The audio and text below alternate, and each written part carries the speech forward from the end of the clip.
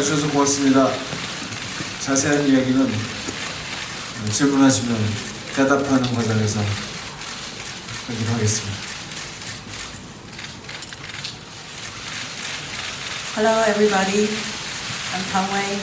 Thanks for coming and really happy. Thank you. 안녕하세요. 저는 탕입니다. 여기 와주셔서 감사합니다. 정말 행복합니다. 네, 한국 관객으로서 제일 처음 보셨을 텐데 어떻게 오셨을지 되게 궁금하고요. 재밌는 이야기 나눴으면 좋겠습니다. 감사합니다. 네, 그럼 바로 기자님들 질문 받는 시간 갖도록 하겠습니다. 저 인이어 착용을 해주셔야 되는데요.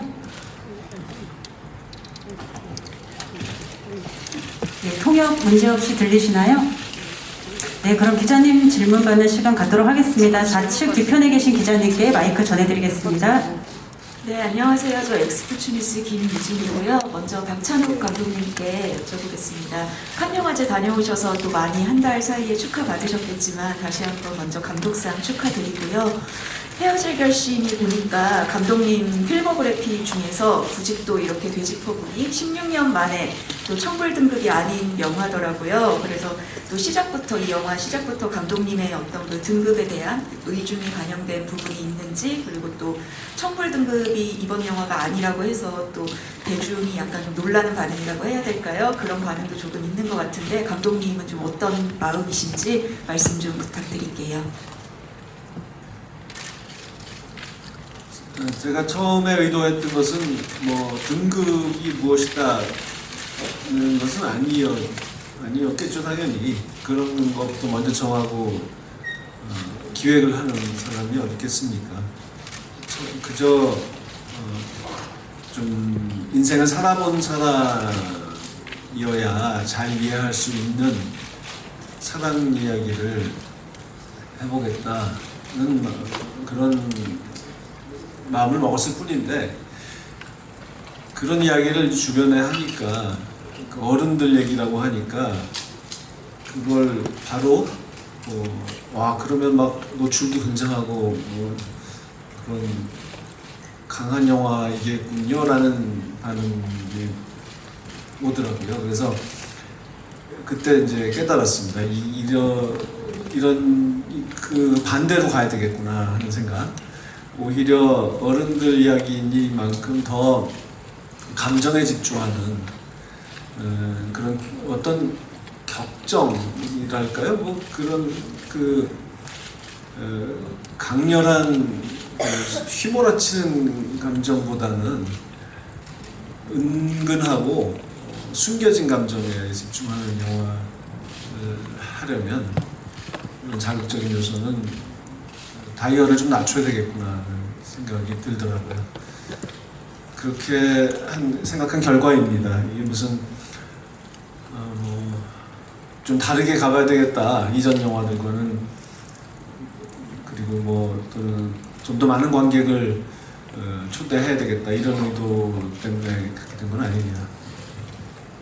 네, 그럼 이어서 다음 질문 받겠습니다. 우측에 계신 기자님께 마이크 전해드리겠습니다. 영화 아주 잘 봤고 또 수상도 축하드립니다. 벌룬 플래툰이 이준입니다.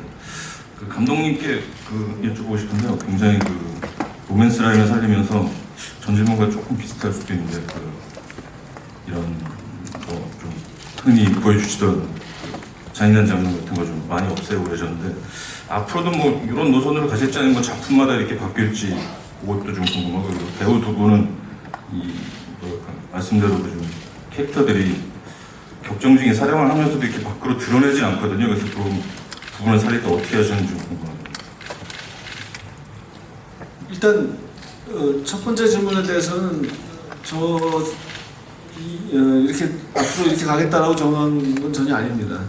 다음 영화가 뭐가 될지 지금 작업 중인 작품은 있는데 그건 TV 드라마라서 당연히 그렇진 않구나. HBO는 참 노출도 강화도 되긴 되는데 그런 방송이긴 하네요. 어쨌든 그렇게 강한 요소는 없을 것 같고요.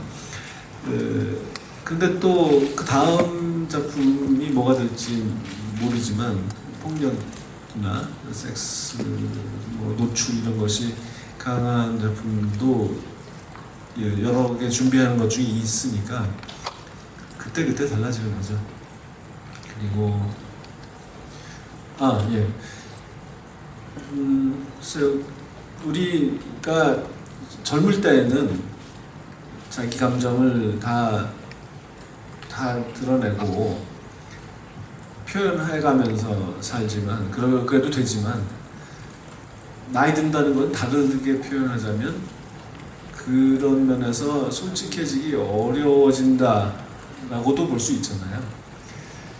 상황에 따라서 자기의 처지에 따라서 이것저것 고려해야 될 게 많고 참아야 될 것도 많다는 사실을 알게 되고 그게 나이 들어간다는 이야기인데 그런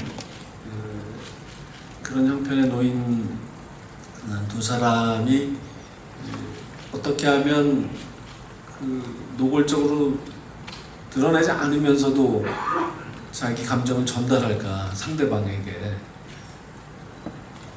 또는 막 참기가 힘든데 이 감정 어떻게 하면 이거를 상대에게 들키지 않고 감출까를 고민하는 이야기라고 할 수 있습니다. 그래서 그런 내용을 각본에 표현을 해 놓았고 이렇게 현명하고 경험 풍부한 두 배우가 그것들을 잘 알아서 표현을 해 주었습니다. 이런 감정 연기를 하셨던 배우분들은 어떠셨는지 질문 주셨는데요. 탕웨이 씨 먼저 답변 부탁드리겠습니다. 其实就像导演说的，在我们的成长阶段中，慢慢的对爱情、对感情、对周遭事物的态度的表达，都会慢慢的越来越成熟，或者慢慢越来越往里走。很多东西深思熟虑以后，再去选择说或者不说。那这部电影《分手的决心》，其实在这其中我所扮演的瑞来，他也是在经历过很多生活的磨难之后，他把自己的感情，他们都是看过电影的哈，对，所以是在很多事件发生之后，他明白了什么是真正的爱，然后让他能够很坦然的去把所有的这份东西藏起来，然后去诠释出更大的一份更无私的爱吧。那我觉得我在诠释的过程中，其实也是遵循了这一份往里走的感觉。那其实导演的设计很巧妙，因为对于一个，因为我的韩语并不够好，我只是其实我是不会。那我在背了台词之后，我的表达仍然也还是有限，所以，给了很多可能用更多的感受，用表情，一些无声的交流来传达人物的感情。对，这也是我，怎么说就是在演的过程中也是很过瘾，而且，导演还有朴海日都给了我很多的帮助。 방금 감독님께서 말씀하셨듯이 사람은 성장하는 단계에서 그것이 사랑을 만나던 어떤 감정을 만나던 표현하는 방식은 점점 성숙해진다고 생각을 합니다.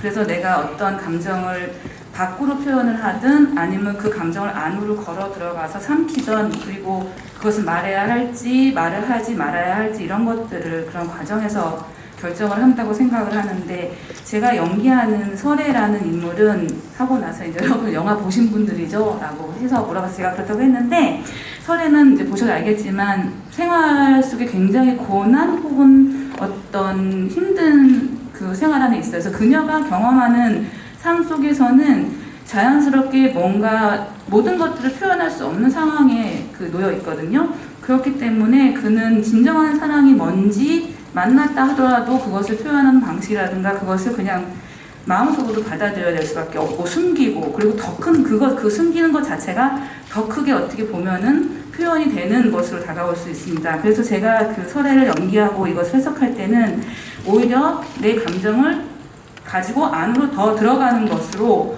표현을 해야겠다라고 생각을 했고, 교묘하게도 아주 기묘하게도 감독님께서 그 연출해 주시는 것들이 그것과 맞아 들어갔습니다. 더군다나 저는 한국어를 잘하지 못하는 사람입니다. 심지어는 솔직히 말하면 하나도 못하고요. 그 모든 대사를 다 외워서 하는데 분명히 한계가 있었습니다. 그 외워서 하는 과정에서 사실은 아마도 표정으로 그런 감정들이 더 될 수 있었을 것 같고요. 소리 없는 그 감정의 표현이 어쩌면 이 인물을 표현하는 데 있어서 좀 더 표현이 잘 되지 않았나라고 생각을 하고, 그 과정에서 감독님과 박해일 배우님이 정말 많은 도움이 주셨기 때문에 그 표현이 잘 됐다고 생각합니다. 네, 저는 일단 감독님과 이 작업을 하자고 제안하셨을 때 어른들의 이야기를 한번 해보고 싶다라는 얘기에서 그 문장에서 배우가 표현해야 될 감정의 톤들이 기자님께서 보신 바대로 그런 톤으로 가야겠다라는 생각을 저도 긍정적으로 생각을 했고요. 또 한편으로는 제 영화를 봐주셨으니까 아시겠지만 수사극 안에서 형사 장혜준이라는 인물이 사망자의 아내 송설애라는 인물을 대하는 태도가 직업적으로 그럴 수밖에 없기 때문에 진심을 다 드러내고 얘기할 수도 없는 노릇이고, 가짜 감정을 또 드러내면서 그녀의 의심에 대한 부분, 진심에 대한 부분들을 좀 파악하고자 하는 그런 부분 때문에라도 감정을 그렇게 좀 연출을 해가면서 갔던 것 같습니다.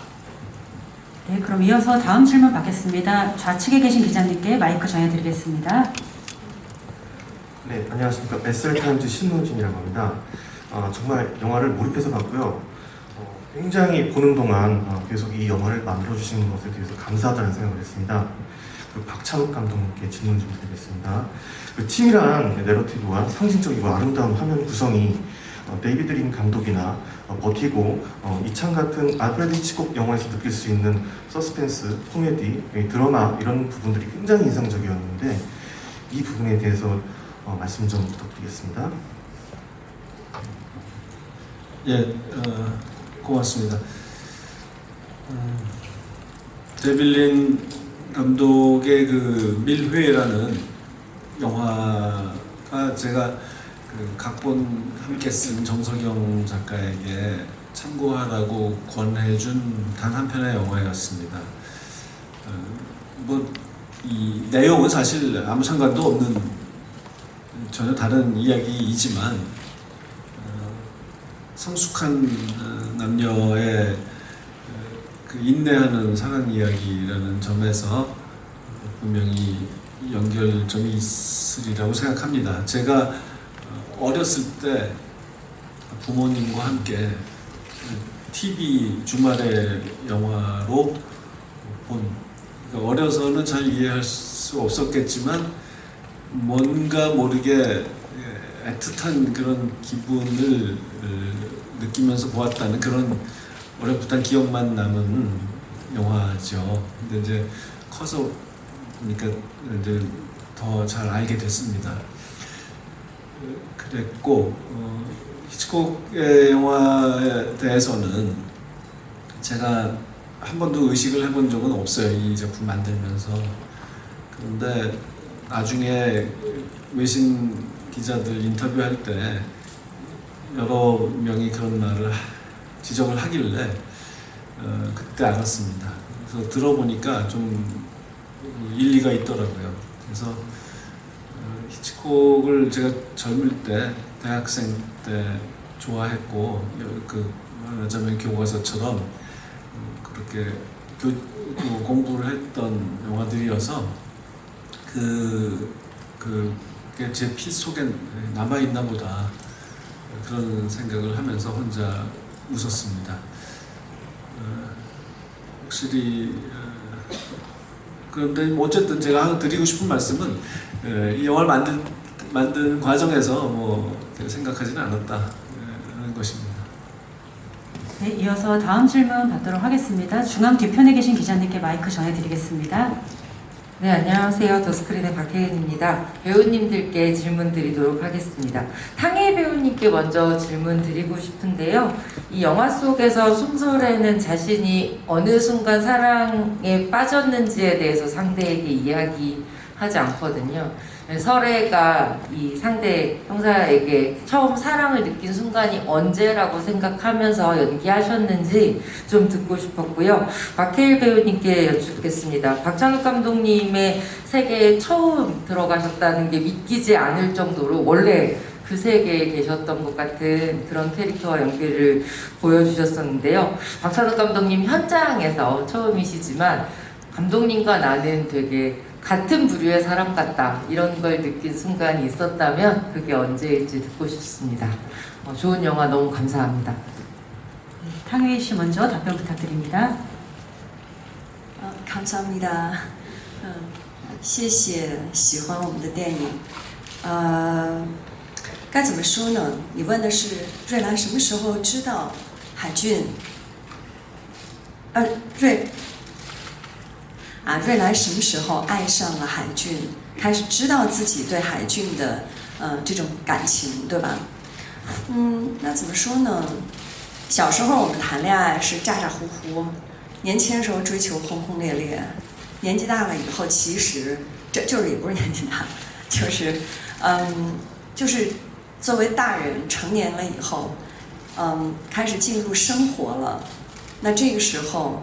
其实在感情的表达上，有些时候你说你认为它是的时候，它未必是，或者你认为它不是爱情，但实际上它已经走入了一种非常深沉的感情。那所以我觉得很难去说到底是在哪一个时刻，也无需去揪这个点。我觉得每个观众，我觉得更希望是留给观众这个空间。让他去感受。那当然，戏中你看完的话也知道，已经有一个导演给出来的一个结果点。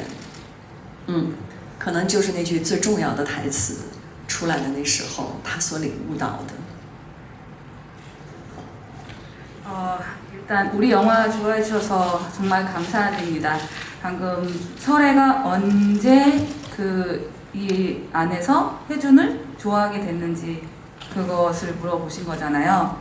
근데 이제 사랑이라는 거 누구를 좋아한다라는 게 연령대마다 다르잖아요. 아마 어렸을 때는 뭐 순간 뭔가 빠져가지고 막 좋아할 수도 있고 그렇긴 한데 나이가 어느 정도 들면 이제 생활을 하다 보면 생활 속에서 어느 순간에 그 사람이 들어왔는데 아 이게 맞다, 이 사람이 이게 맞나 보다라고 했을 때 그 생활 때문에 놓치는 순간이 있고 또 어떤 게 이게 사랑이다라고 했는데 이미 그 사람이 이미 가버리고 그런 타이밍들이 안 맞을 때 아닐 수도 있거든요. 그래서 사실 저는 이것은 볼 때마다 다를 거라고 생각하고 또 보는 관객분들마다 그 순간은 다 느끼실 거라고 생각이 들어요. 그래서 저는 관객들이 보실 때 설애가 언제 혜준 안에 빠졌는지 그 공간은 관객들 분께서 분명히 찾을 수 있다고 생각을 하시고 아마 감독님이 그 안에 딱 짜 놓으셨거든요. 그 짜여진 그 순간이 있는데 이 영화에서 가장 중요한 대사가 있습니다.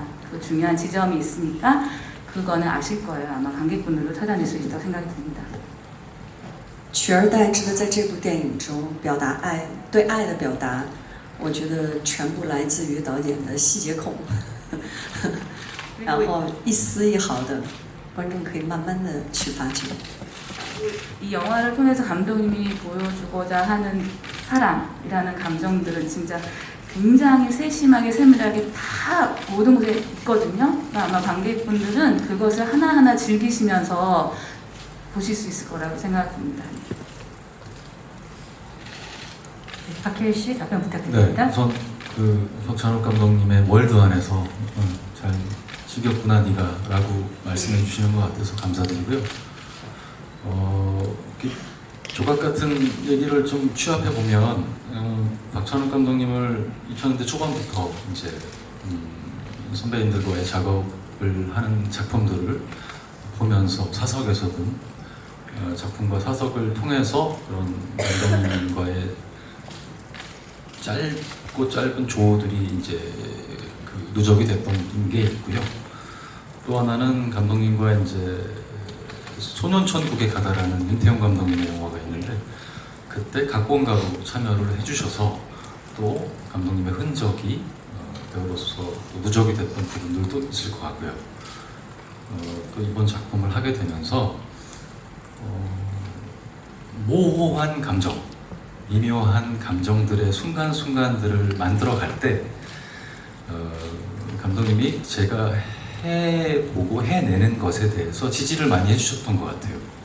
그러다 보니까 그 부분들에 대해서 조금 더 기운을 받아서 재미있게 촬영 현장에서 좀 했다. 그리고 또 하나는 이제 탕웨이 씨와의 호흡을 통해서 제가 또 탕웨이 씨 때문에 얻은 것들이 많기 때문에 그게 또 감독님 작품 안에서 좀 더 기자님은 그렇게 보시지 않았나. 그렇게 한 가지를 얘기할 수는 없고요. 여러 가지가 있을 것 같습니다. 감사합니다. 네, 그럼 이어서 다음 질문 좌측 뒤편에 계신 기자님께 마이크 전해드리겠습니다.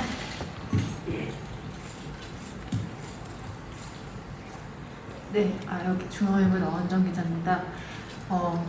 칸에서도 보고 여기서 또 봤는데 역시 너무 좋습니다. 저는 탕웨이 배우님과 감독님께 질문이 있는데 우선 감독님께는 이 극중 설애의 이제 선조가 이제 만주의 독립군이라는 설정이 있잖아요. 이 설정이 굉장히 흥미로운데 그때 언급이 되고 또 다시 얘기하지 않더라고요. 근데 동시에 또 혜준의 아내인 그 아내의 원자력 발전소라는 이제 최연소 감독이라는 엄마 원전 안전까지 굉장히 인상적으로 등장했던 두 여배우, 그러니까 여성 캐릭터의 일종의 배경이라고 할까요? 굉장히 흥미로웠는데 이러한 대조에 어떤 의미가 있는지 우선 질문 드리고 싶고요. 탕웨이 배우님한테는 그 칸에서 인터뷰할 때 한국말 대사보다 오히려 감독님이 중국말로 쓴 대사가 혹시나 감독님이 원래 의도했던 뉘앙스가 아닐까봐 되게 신경을 많이 썼다고 하셨는데 특히나 그렇게 좀 신경이 쓰였던 대사가 무엇이었는지 궁금합니다. 하나 더 여쭤봐도 되면 한영화제에서 감독님이 자신의 삶을 완성해줬다라는 표현 속에 조금 부연 설명을 덧붙여 주신다면 네, 그때 당시 기억을 되살려 주시면 감사하겠습니다.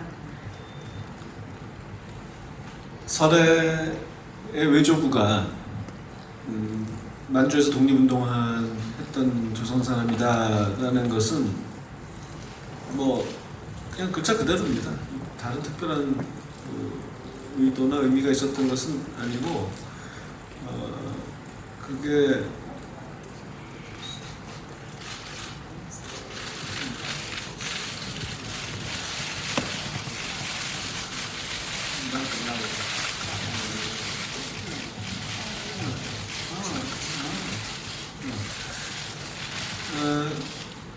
설애가 그러니까 다른 나라로 갈 수도 있지만 한국을 택해서 올 수 있었던 어떤 친근감이랄까 좀 그리고 호미산이라는 그 산에 대해서도 자기 산이라고 그런 마음속으로는 자기 산이라고 생각하는 그리고 무엇보다도 그 한국이 중요한 것이 아니라 어떤 나라의 독립을 위해서 무장 투쟁에 나서서 혁혁한 공을 세운 그런 영웅이다라는 것이 이 사람에게 어떤 자부심의 근원이다. 뭐 그것만은 아니겠지만 여러 가지 것 중에 중요한 한 가지다. 라는 생각이 있었고요. 정안의 원자력 발전소는 사실 그 각본에 있다가 편집해서 찍기까지 했는데 편집에서 시간 문제 때문에 없어진 대사가 이포라는 곳이 범죄가 없는 동네인데요. 그래서 이제 혜준이 굉장히 무료해 하잖아요. 살인과 폭력이 있어야 행복한 사람인데, 근데 이렇게 범죄가 없는 이유에 대해서 나름대로 해주니 원자력 발전소라는 워낙 강력한 위험이 상존하는 곳이기 때문에 그런 건가 하는 그냥 혼자만의 추측을 하는 대사가 있었어요.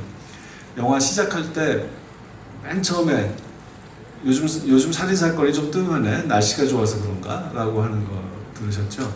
그런 것처럼 그 나름대로의 이론일 뿐입니다. 어쨌든 그런 곳에서 사는 사람, 물론 정한 자신은 원자력 발전소가 위험한 곳이라고 생각하지 않지만 그 상식적으로 그렇잖아요. 그런 곳에서 정하는 안전관리를 책임지는 사람으로서 확고한 책임감 그리고 자신감, 늘 조심하는 마음, 이런 예민하게 그 위험에 대해서 곤두서 있는 그런 마음의 상태, 그리고 스스로 말하는 대사로 말하는 것처럼 이과적인 모든 걸 계산하고 분석하고 하는 그런 그 사고 방식, 그런 것을 위한 세팅이라고 할 수 있겠습니다. 이어서 탕혜인 씨 답변 부탁드립니다.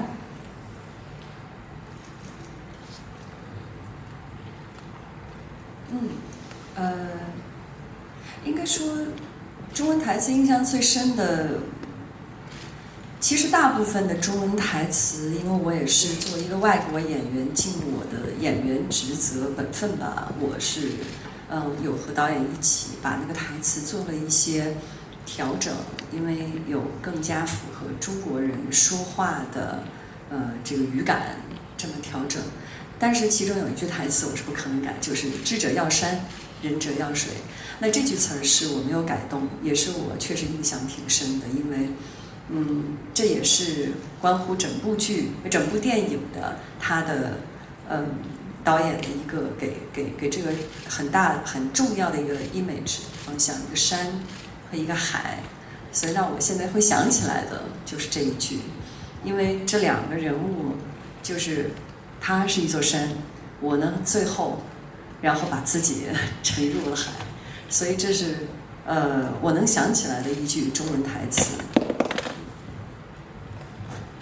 먼저 저는 중국어 대사 부분에 있어서 그 외국 배우로서 어떤 다른 언어를 사용한 영화를 참여할 때 그 당연히 이제 감독님과 좀 더 중국어 어감, 중국어 어휘에 좀 더 자연스럽게 어울리는 부분을 감독님과 조정을 좀 하는 것이 당연하다고 생각을 해서 조정을 했고요. 가장 인상 깊었던 것은 그 지자 요산 인자 요수라는 그 이제 부분이에요. 그 부분이 가장 기억에 남는데 그 대사가 아마 전체 영화에 있어서 좀 어떤 의미가 좀 부여되는 부분이 아닌가 싶습니다. 특히 이제 옆에 계신 박혜희 씨 보면서 말씀하셨는데 그분은 산을 좋아하고 저는 이제 영화 보신 분은 아시겠지만 물에 뭔가 큰 인연을 갖고 있잖아요. 그래서 그 중국어 대사가 제가 기억에 남는 대사입니다. 但是其实更有意思的对我来说是学习韩文的过程，因为我确实这是第一次借着电影的机会，我可以非常系统的。 很有序的去学习了所有的韩语台词，非常较真儿的学。但是呢，学完以后，真的到演的时候发现，还是有很多这个理解上会有偏差。然后到生活中，人家也会说，哎，你现在韩语应该说的挺好。我说在电影里学的都是很高级的韩语，我这个初级的东西还没学会。我说可能，下一回。 可能我还得再好好的练练。 지금 생각해 보니까 더 재밌었던 것은 한국어를 배웠던 과정이었던 것 같고 한국어 대사인데 제가 한국어 연기를 하기 위해서 사실 한국 시스템을 굉장히 기초적인 것부터 열심히 다 배웠거든요. 너무너무 열심히 했고 정말 힘들게 최선을 다해서 배웠는데 이 연기를 하다 보니 그 생활 한국어를 배우지 못했어요. 그래서 영화를 보신 분들 혹은 영화를 이제 한국 영화에서 한국어를 촬영했다고 하니까 많은 분들이 이제 너 한국어 잘하겠다라고 하면서 이제 한국말을 막 걸어오는데 제가 기본적인 한국어 생활 한국어를 못하더라고요. 그러니까 초급 한국어를 배우지 않은 거예요. 너무 고급 한국어를 배운 겁니다. 대사를 하기 위해서. 그래서 이제 다음에 꼭 기회가 된다면 기초적인 기본적인 생활 한국어를 할 수 있는 초급 한국어도 열심히 배워보도록 할 수 있는 그런 기회가 있었으면 좋겠습니다. 其实说语言，还有就是在表演的过程中，每一次，我觉得这是如果你不是用外语演戏，是完全体会不到的一种感受。就是你在说的韩文台词，脑袋里要想着中文的台词，听对手说的是韩文台词，但是脑袋里我也要把他的台词也背下来，就是中文的、韩文的，其实我都要有印象，尤其是中文的，所以我的反应是就着他的韩文台词的中文翻译，然后来做出来的。所以在我的脑袋中有一个同声翻译，这个应该我觉得还挺特别的。 그리고 외국어로 이제 연기를 하는 과정이 굉장히 이건 경험하지 못하신 분들은 잘 모르는 재밌는 경험인데 저는 한국어 대사를 외워서 한국어로 연기를 하지만 머릿속으로는 그 외운 한국어의 의미는 중국어로 생각을 하고 있고요. 그리고 상대방이 말하는 한국어에 대한 리액션을 하기 위해서 상대방이 한국어를 외웠는데 그 상대방의 한국어의 의미도 중국어로 외워야 되기 때문에 그분의 한국어의 중국어도 외워서 제 머릿속에는 중국어가 있습니다. 그래서 그 중국어에 대한 반응까지 해야 되고 그런 이제 머릿속에 한국어 뜻을 모르는 한국어의 중국어 의미와 한국어의 발음과 상대방의 그 의미를 동시에 내 머릿속에 두고 리액션을 하는 그 경험이 굉장히 독특한 그런 경험이었다는 것을 말씀을 드리고 싶습니다. 머릿속이 굉장히 바빴을 것 같은데 어쩌면 그렇게 표정은 평온하게 침착하게 유지하고 있었는지 놀랍니다. 因为所有的脑子都在，就所有的就是往里边走的，所以也同时帮助了这个看起来很神秘的角色，更多了一层可能观众都不理解的神秘。 그래서 어쩌면 제가 그때 그 대사 때문에 연기하는 게 사실은 모든 생각이 다 머리 안쪽으로 가 있었어요. 뇌 안쪽으로. 그래서 표정이 아마 관객분들이 영화를 보실 때 좀 그 신비롭게 보이는 게 아마도 그 생각하고 있는 모습을 보시느라 더 신비롭게 보이지 않았나. 오히려 그래서 좀 도움이 되지 않았을까라는 생각이 듭니다. 没有啦，其实大部分的时候我还是懂的。 아니에요. 다 알고 연기한 겁니다. 네, 그리고 칸에서 기자회견 때 감독님께서 내 삶의 일부를 완성해줬다라고 말씀하신 거에 대해서 조금 더 자세히 설명해 주실 수 있을지 질문 주셨는데요.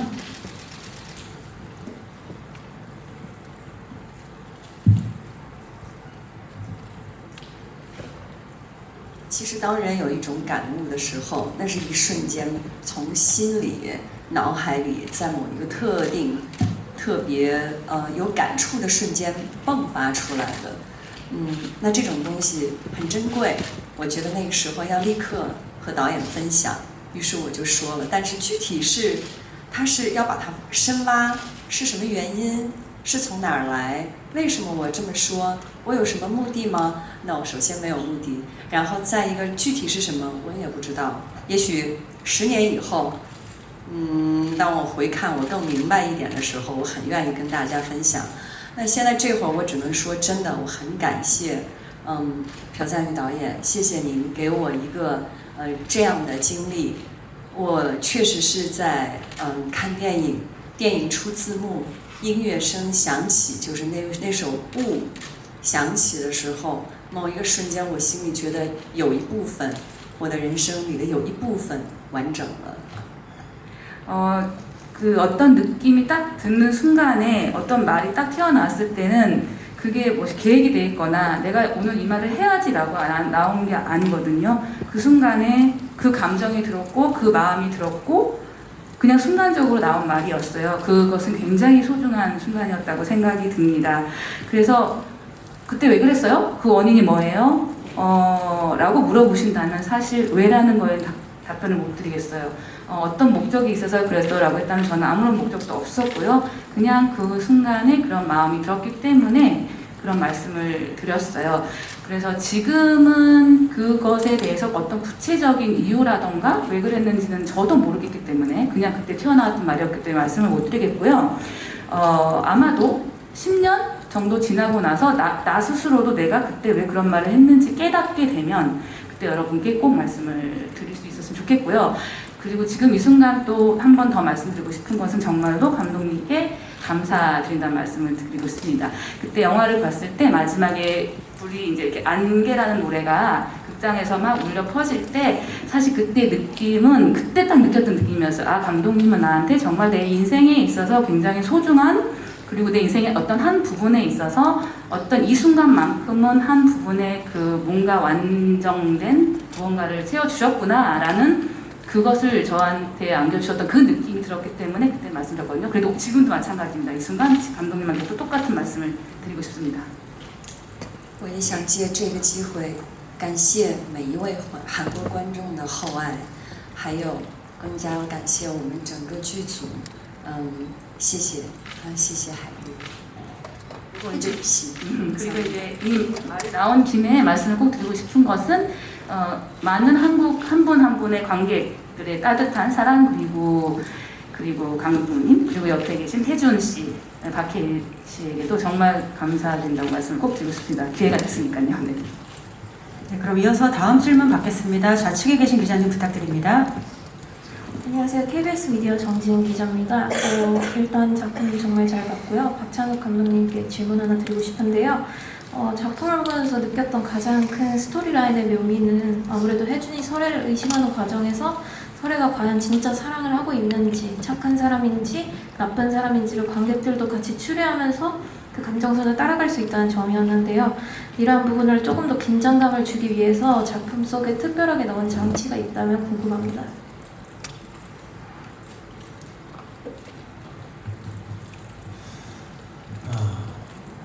어렵네요. 예, 이게 이런 종류의 영화, 이것도 하나의 장르라고 한다면 뭐 좀 폭넓게 말해서 필름 노아라고 할 텐데, 이런 류의 영화 사실 흔하잖아요. 형사와 아름다운 여성 용의자와 뭐 이렇게 밀고 당기고 두뇌 게임을 한다, 뭐 이런 얘기는 원초 조건도 있고 뭐 많지 않습니까?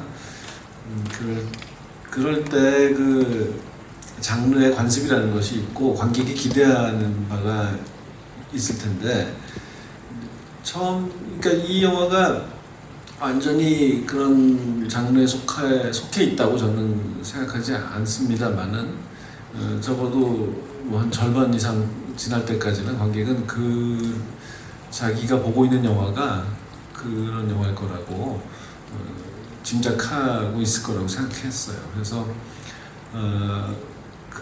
그것을 가지고 좀 관객을 오도하기도 하고, 거기서 내가 가졌던 선입견이 과는 다르게 흘러가는구나라는 것을 관객이 깨달았을 때 즐거움이 있을 거라고 생각했고요. 또 그것은 즐거움이기도 하지만 그 극중의 이 설에 대해서 좀 크게 표현하자면 좀 미안한 마음까지도 저 같으면 들 것 같았어요. 그래서 이 사람을 흔히 말하는 팜무 파탈이라고 단정하고 지레짐작하고 무엇을 속이고 있을까, 무엇을 감추고 있을까, 어떻게 해준 형사를 가지고 놀려고 할까, 뭐 이런 그런 호기심을 갖고 보았는데, 정말 목숨을 건 사랑을 하는, 물론 설의 행동을 정당화할 수는, 사랑이라는 이름으로 정당화할 수는 없죠. 많은 살인을 저지르고 있는데, 근데 어쨌든 그런 도덕관념을 뛰어넘는 사랑을 하는 건 사실이죠. 그래서 그런 설애를 보았을 때, 특히 자기 행동에 책임을 지는 사람이잖아요, 설애는. 그러니까 그것을 보면서 좀 미안한, 내가 잘못 봤구나 저 여자를, 그런 생각까지 들면 좋겠다, 그런 생각을 했습니다. 네, 다음 질문 받겠습니다. 우측 뒤편에 계신 기자님 부탁드립니다. 안녕하세요. KBS 강푸른 기자입니다.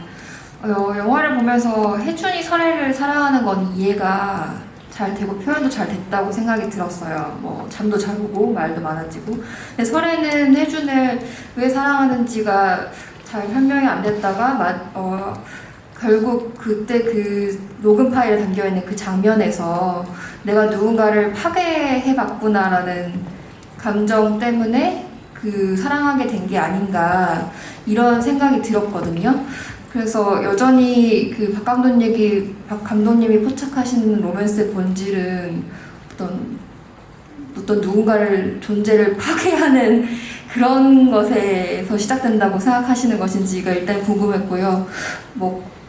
이게 대해서 배우님들도 생각하시는 바가 있으시면 말씀해 주시면 좋을 것 같고, 영화의 또 백미가 마지막 바다 장면인데 정말 찍기 힘들었을 것 같다는 생각했거든요. 그 하늘, 조도 이런 거 포착하기 굉장히 힘들었을 거고 감정적으로도 지치는 촬영이었을 것 같은데 어떻게 촬영하셨는지 설명해 주시면 좋을 것 같습니다.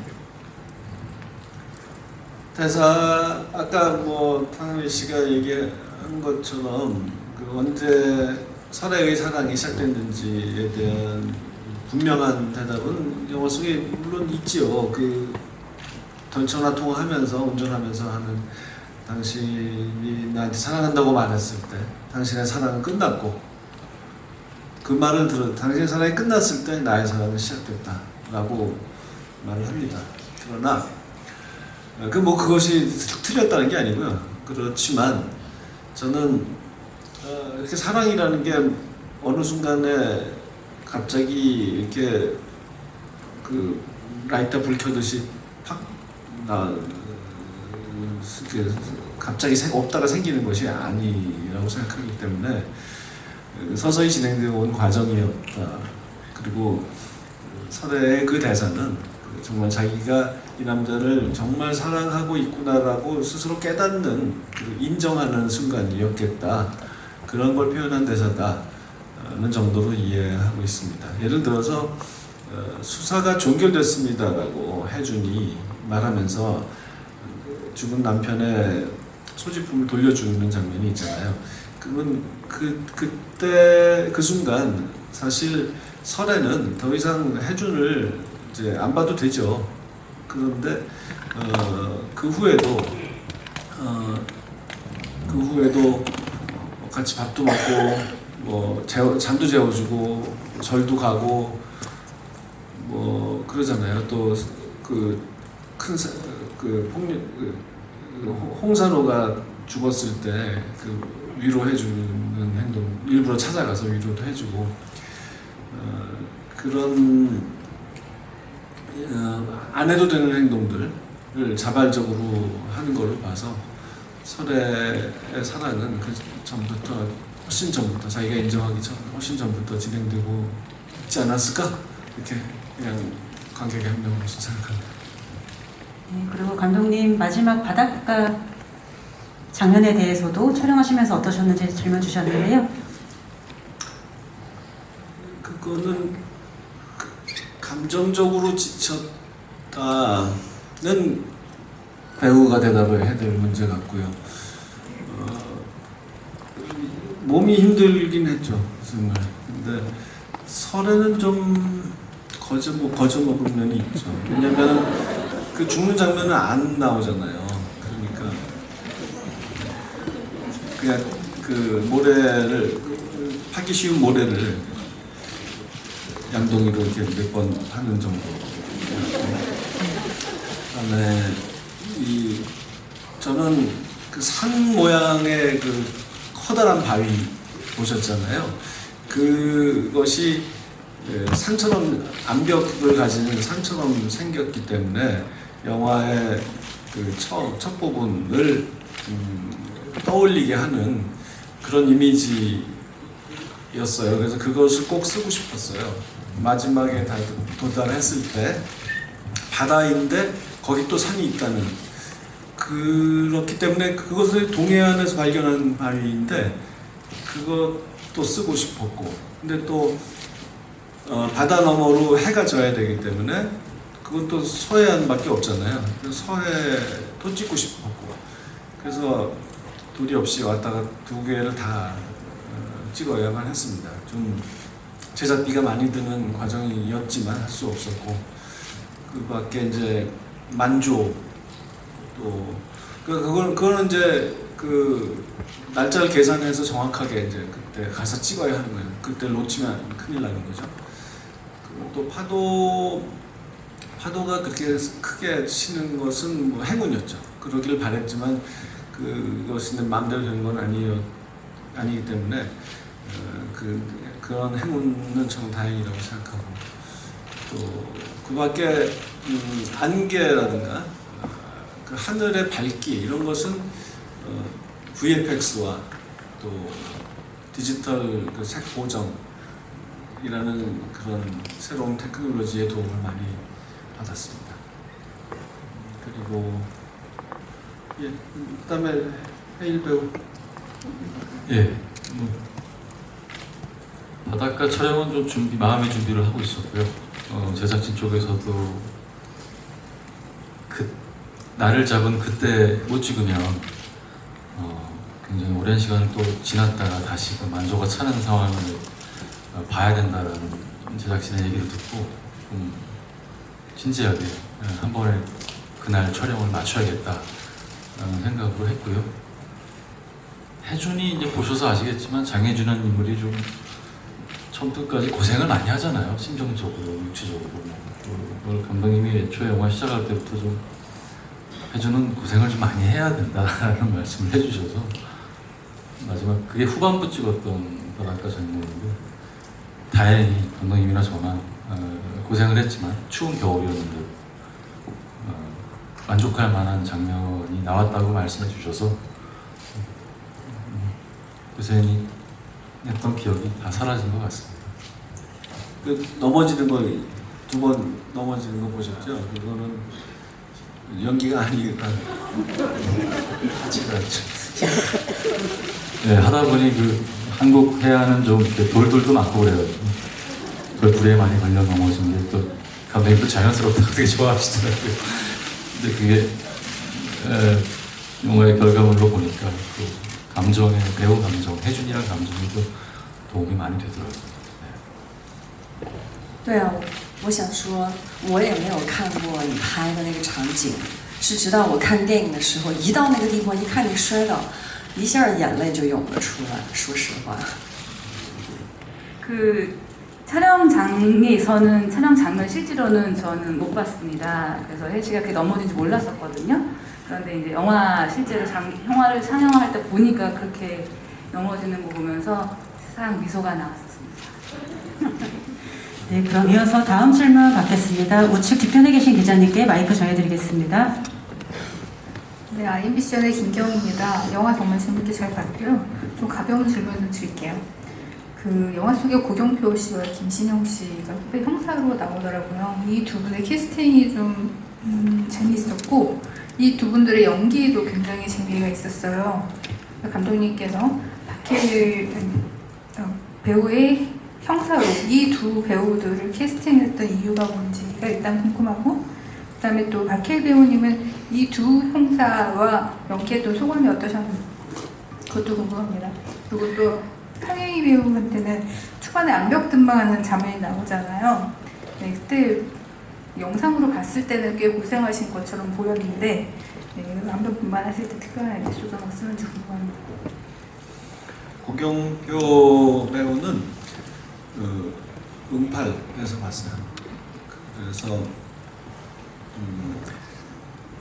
눈여겨보았는데, 캐스팅 단계에서 제가 원했던 것은 박해일 씨가 연기하는 혜준하고 다르지만 조금, 그러니까 상반된 면도 있고 좀 유사한 면도 있는 후배를 출연시키고 싶었어요. 그래서 이 선배를 굉장히 존경하고 따르는 후배로서, 그리고 이제 아주 친하게 생각하는, 그래서 좀 투덜대기도 하고 때로는 비꼬기도 하고 그러지만 기본 아주 롤 모델로 생각하는, 그렇기 때문에 이렇게 좀 키도 크고 좀 비슷한 면이 외모상 좀 있는데 성격은 좀 다른 면도 있고 그런 사람을 쓰고 싶었습니다. 그리고 이 김신영 씨 연기하는 연수라는 캐릭터는요, 이게 1부와 2부로 이 영화를 나눈다면 부산과 이포에서 후배 형사 둘이 상반된 역할이잖아요. 그러니까 앞에서는 저 여자가 범인이다라고 주장하는 것이고 뒤에서는 여자가 아니다라고 주장하는. 그래서 그것으로 해중과 충돌하는 상반된 캐릭터, 좀 그 거울 같은 거죠. 그렇기 때문에 모든 면에서 반대로 가고 싶었어요. 키도 작고 여자고 또 뭐든지 그리고 근데 그러나 이제 존경심이라는 면에서 선배에 대한 존경심이라는 면에서는 똑같은. 근데 존경심을 갖고 있는데 차츰 이 설애를 놓고 견해의 차이가 벌어지면서 나중에 좀 대들게 되는 그런 면에서는 또 비슷한 그런 두 인물입니다. 그래서 김신영 씨야 제가 말씀드렸듯이 그 행리마 때부터 정말 팬이었기 때문에 그리고 원래 그 코미디를 잘하는 사람들은 보통 다른 연기도 다 잘한다는 믿음을 제가 갖고 있어서 그래서 별 염려도 없이 확신을 가지고 캐스팅을 했는데 그 이상으로 잘 해줘서 정말 보배라고 생각하고요. 다른 감독님들도 앞으로 많이, 물론 바빠서 출연을 해줄지 어떨지는 모르겠습니다만은 기회를 많이 주시면 좋겠습니다. 네, 감독님께서 또 그 두 형사 후배 역할을 맡으신 두 배우 역할에 대한 얘기를 너무 세세하고 재밌게 해주셔서 짧게 하자면 고경표 씨는 제가 한 10년 전에 다양성 영화 하는 극장 앞에서 혼자 이렇게 정말 아무 생각 없이 혼자 서 있는 모습을 신호등 맞은편에서 봤는데 일단 되게 잘생겼더라고요. 키도 크고. 그런데 저도 신호를 건너가는 김에 먼저 인사를 했어요. 경표 씨한테. 했더니 또 말끔하지만 또 굉장히 구수한 면도 있더라고요. 그게 저한테는 첫인상이었는데 감독님께서 후배 형사 고경표 씨 어떠냐고 물어봤을 때 저는 그냥 바로 지체 없이 너무 좋은 것 같다고, 여러 가지 모습이 담겨져 있는 캐릭터라. 그리고 제가 배우 생활 중에 처음 형사를 하다 보니까 후배 형사라는 그 동료 형사가 누구냐가 되게 개인적으로는 참 중요하지 않을까, 혼자 연기를 해나감에 있어서 그런 팀이 있다라는 게 그걸 보여주기에 또 힘도 더 낼 수 있는 부분이고 해서 윤표 씨가 함께 연기를 했을 때 촬영장에서는 더더욱 더 좋았고요. 보여줄 매력이 더 많은 배우가 아닌가 싶고, 또 김신영 씨는 또 캐스팅할 당시에 김신영 씨가 그 이포에서의 후배 형사로 하면 어떻겠냐고 말씀을 하셨을 때 저는 그때 감독님 딱 무릎을 쳤어요. 감독님이 정말 신의 한 수시구나. 그게 그런 부분들이 캐스팅에 대한 얘기를 하셨을 때 좀 깜짝 놀랐어요. 저도 그렇게 느껴지면서 이 영화라는 작품의 세계에 조금씩 저라는 배우도 이렇게 들어가고 있구나. 그래서 신영 씨는 원래 이제 희극인이잖아요. 희극인은 다른 말로는 무대에서 또 장시간을 남들을 즐겁게 해주는 배우이기도 하니까 연기에 대해서는 전혀 걱정이 없었습니다. 현장에서도 심지어 본업 외에도 박찬욱 감독님 앞에서는 또 굉장히 또 진지한 모습으로 연기 임하시는 걸 보고 너무 매력적으로 잘 해주셨고 저 개인적으로도 도움을 현장에서 많이 받았던 그런 기억이 있습니다. 그래서 두 배우한테 너무 감사드리고, 또 박용우 선배님도 제가 만나뵌 적이 없었는데 너무 팬이신데 팬이고 한데 그래서 매력적으로 또 이번 한 작품에 또 보여주셨고 또 제가 개인적으로 좋아하는 이정현 씨, 제 아내 역할로 나오셨던 이정현 씨가 또 너무 재밌는 서로 부부 연기. 최근에 또 2세를 낳아서 개인적으로 너무 축하합니다. 네. 네, 그리고 탕웨이 씨 암벽 등반 연기 어떠셨는지 답변 부탁드립니다.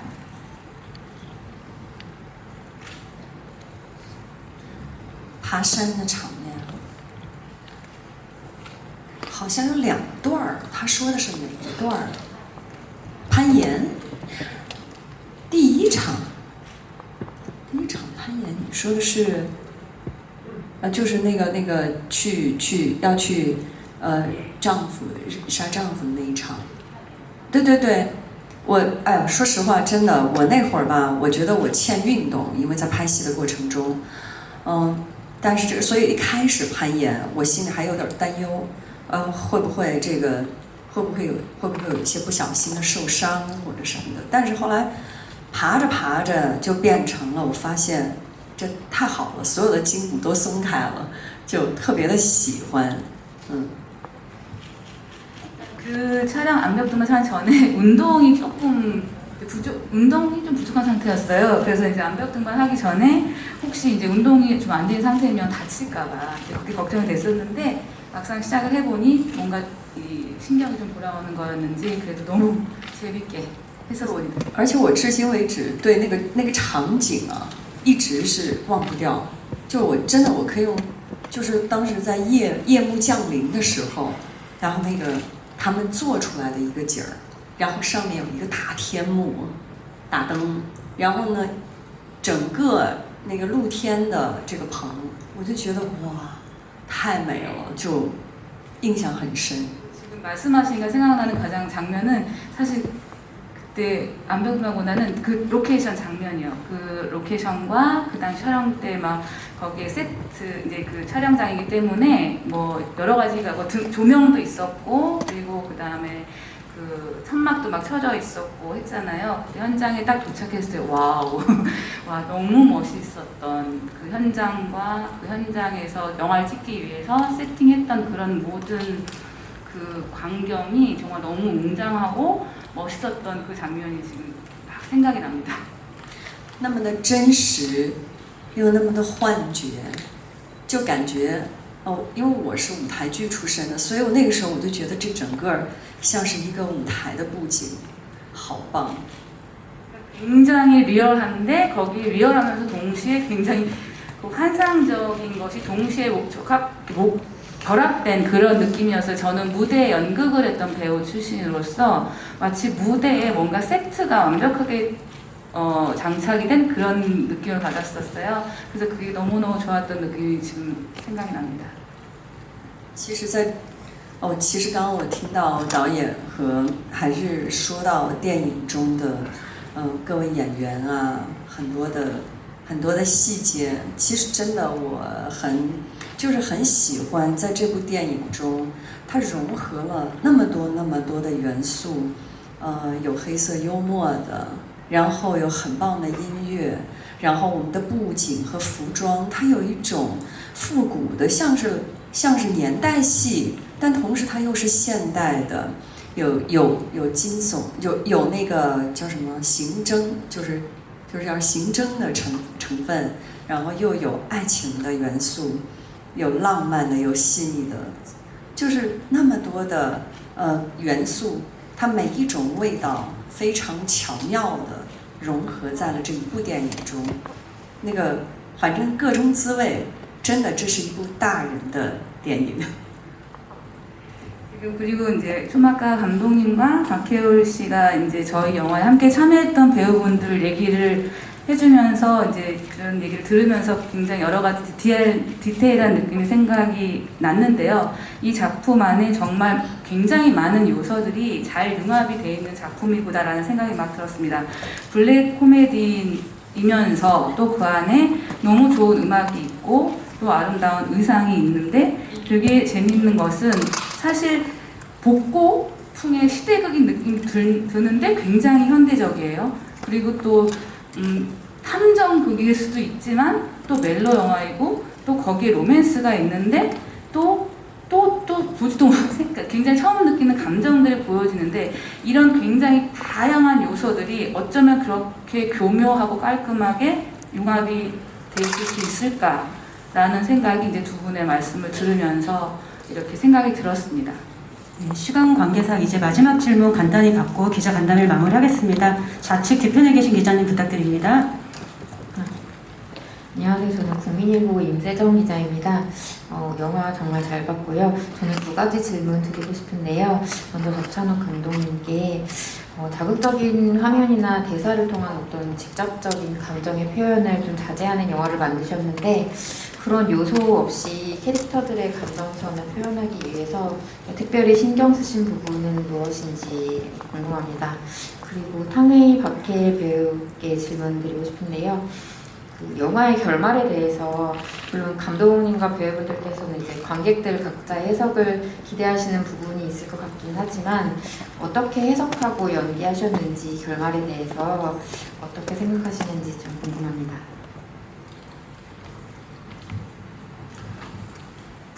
뭐 특별히 다른 작품 만들 때하고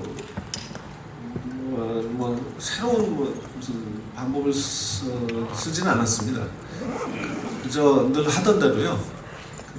앉아서 이야기를 많이 했고요. 배우들과 왜 이렇게 내가 각본을 썼는지, 그리고 질문이 있으면 나도 답을 하고 또 논쟁이 벌어지면 논쟁도 하고, 어떤 답은 내가 갑자기 떠오르지 않을 때에는 이튿날 한 번 더 생각해서 답을 해주기도 하고, 그런 대화하는 시간. 그러니까 뭐 리딩이라고 할 수도 그렇게 부를 수도 있겠지만 그것보다는 그저 토론이라고 하는 게 더 맞겠죠.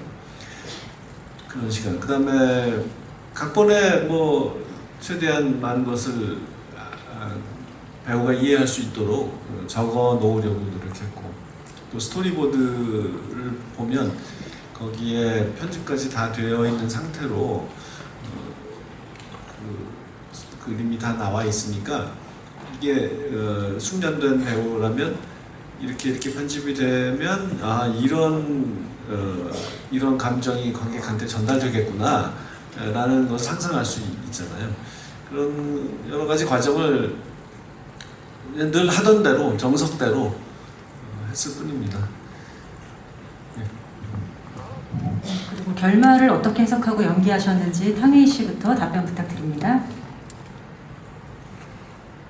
结尾是我的结尾，对不对？不是说整部电影的结尾。其实整部电影的结尾，导演也有很多，本来是有很多种可能嘛。后来在剪辑的版本选择是这一种。对，当时我就觉得其实是挺对我来说是一种挺开放式的结尾，因为你可以任由你的脑子跟着海军在海里开始奔跑了，那我觉得挺好的。我觉得不用把它变得那么大团圆，或者说不用变得那么深沉，那么的悲哀，其实更是一种浪漫的体现。 감독님한테는 사실 여러 가지 가능성이 열렸던 이제 그 결말이 있었는데 감독님이 편집으로 인해서 이제 이렇게 편집을 하셨다고 한번 보면서 말씀하셨거든요. 그리고 저에게는 이게 열린 결말이라고 생각을 합니다. 그래서 여러분들 보실 때 이것을 너무 깊게 너무 비극적이다, 슬프다 이렇게 생각하지 않으셨으면 좋겠고, 그리고 이제 박해일 씨의 혜준이 그 바다에서 막 달리는 장면을 보시면서 여러 가지 가능성이 있다라고 생각하시면서 보셨으면 좋겠습니다.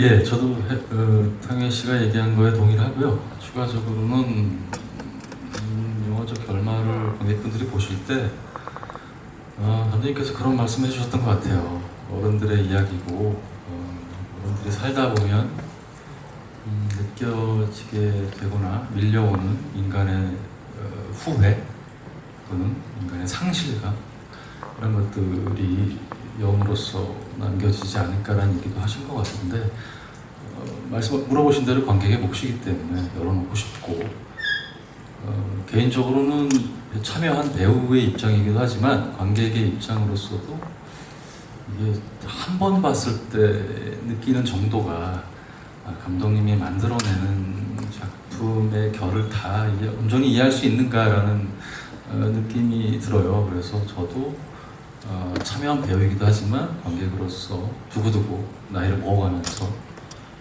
복귀를 해보는 것도 제 개인의 삶에 있어서 좋은 도움이 되겠다 싶은 얘기까지 드립니다. 다양한 질문 진심으로 감사드립니다. 그럼 기자 간담회를 마무리하면서 마지막 인사 말씀 간단하게 박해일 씨부터 차례대로 부탁드리겠습니다.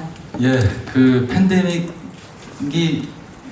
진행되는 동안 촬영을 했고 제작진 너무 고생하셨던 말씀도 같이 드리고 싶고 이제 팬데믹이 거치자마자 처음 소개되는 저도 참여한 영화 헤어질 결심 이렇게 기자간담회라는 것을 매번 작품할 때마다 만나 뵙게 되지만 이번에 팬데믹 이후에 느껴보는 이 자리가 더 소중하다는 생각을 했었고 또 반가웠고 좋은 말씀 해주셔서 감사드리고 또 개봉할 때까지 관객분들께 또 좋은 전달을 부탁드리겠습니다. 감사합니다. 这会儿特别的期待，从未有过的期待，看到观众的对我们电影的感觉，或者对这一段很特别的感情的感受。如果说也许生活中都已经早就忘了什么是那么直率的、浪漫的成年人的爱情，我觉得在这部电影是可以找回一些感觉的。希望大家会喜欢。 지금 순간 정말 기대가 돼요. 관객분들이 이 작품을 어떻게 볼지. 이 기대는 아마 저는 한 번도 느껴보지 못했던 기대인 것 같습니다. 이 특별한 느낌을 정말 여러분들이 알아주셨으면 좋겠고요. 살면서 생활 속에서 혹시 잊혀졌던 그런 어떤 느낌, 그러니까 솔직한 어른들의 어떤 사랑, 솔직하게 그것을 찾고 싶으시다면 이 영화를 꼭 봐주시고 사랑해 주셨으면 좋겠습니다. 아까 이 기자간담회 준비하기 위해서 저도 영화를 한 번 더 봤거든요. 여러분과 동시에 다른 극장에서. 근데 거기서는 그 긴장이 풀리는데 시간이 좀 걸리더라고요. 거기 관객분들이 극장 관계자분들이었는데 그래서 제가 이제 회심의 장면이 신문 중에 혜준이 설애에게 그 자해를 하니까 뭐라든가요? 그 남편이 그랬을 때 설애가 독한 것 그러잖아요. 그때 저는 아무도 웃지 않아가지고 정말 큰 상처를 입었는데